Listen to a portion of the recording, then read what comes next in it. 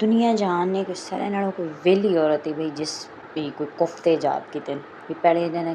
बोटी गिनो बोटी ने कीमा बनाओ आज कीमे ने दोबारा बोटी बनाओ तुम जितने सारे लवाजमात पाओ तो दोबारा बाद उसने सालन बनाने वास्ते बाद दोबारा उस लवाजमात पाओ तो ग्रेवी बनाओ मैं क्यों ना करा मैं भी तो वेली हाँ इस वास्ते भाई असें भी कोफ्ते बनाने मैं चिकन ने कोफ्ते बनाए वो बड़े मज़ेदार बने हैं मैं आखिया क्यों नहीं इस बारी बीफ ना ट्राई करा तो मेरे को बीफ ने कीमा पे मैं किस ना ट्राई करा फ्रीज़ होया हुआ एक अद्धा घंटा तो मैं सिर्फ असा डीप फ्रोस्ट करने ला छोड़े सारे लोग बनाए मैंने केड़ा कि मैं नवा काम करे नहीं पिया लेकिन बाती मैं दस रही हूँ क्योंकि मैं करे नहीं पिया हो सकना कोई मेरे को सीखना पाया हुआ तो जी कीमा गिनो बीफ ना चिकन ना जड़ा भी है उस प्याज चॉप करके उसका तुम पानी कट गिनो उस तो बाद जेह्ड़े भी तुसें मसाले पाने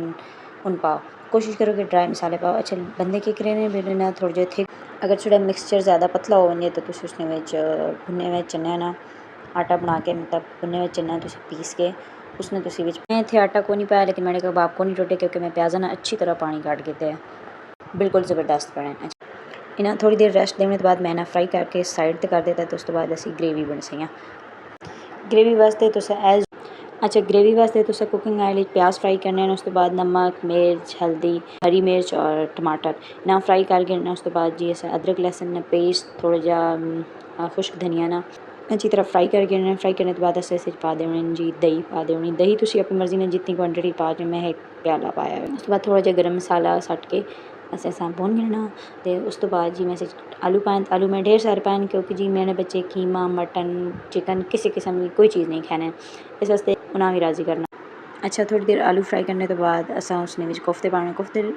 तो बाद ज़्यादा चम्मच नहीं चलाना क्योंकि उन्हें टुटने ना खदशा होना